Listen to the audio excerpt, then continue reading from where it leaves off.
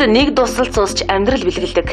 Амьдралд итгэгч, амьдрал бэлгэлэгч цусны станцын түүхээс өгүүлэхэд 1979-с 1989 онд говьд нэгдсэн эмнэлгийн дэргэд цус сэлбэх салбар станцыг нэгтгэхэд анхны сувилагчаар насан жаргал ажиллаж, цус авах өрөө, сувилагчийн болон донорын өрөө, шил угаах өргөө зэргийг шаардлагын хэмжээнд тохируулан донорын хувцас оёх болон шаардлагадах бүх зүйлийг хийж эхэлсэн байна.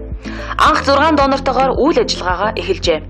3153 хүнийг донорт элсүүлж, донорын игнийг өргөтгхийн зэрэгцээ Орхон аймгийн 4285 хүний цусны бүлэг тодорхойлж, иргэний паспортод тэмдэглэж өгчээ.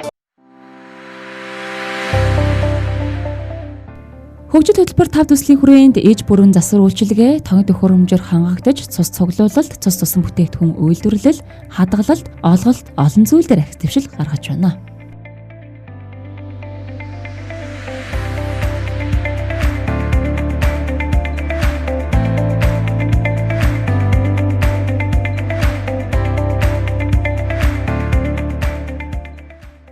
Цусны салбар төв нь их хэмжээг технологич сувилагч 3, нэг үйлчлэгчийн оронтойгоор ажиллаж, аймгийн хэмжээнд төрийн болон төрийн бус байгууллага, улаан загалмайн хороотой хамтран ажиллаж, цус тусан бүтээгдэхүүнээр хангах, сайн дурын авлаггүй цусны донорын игнийг өргөжүүлж, болзошгүй юм бэлэн байдлыг ханган ажиллаж байна.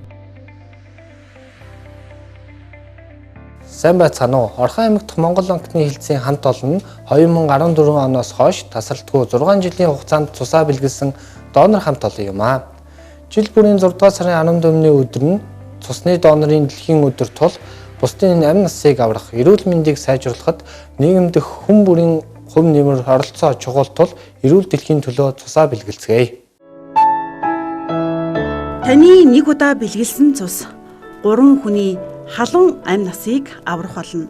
Эрүүл дэлхийн төлөө цусаа бэлгэлцгээе.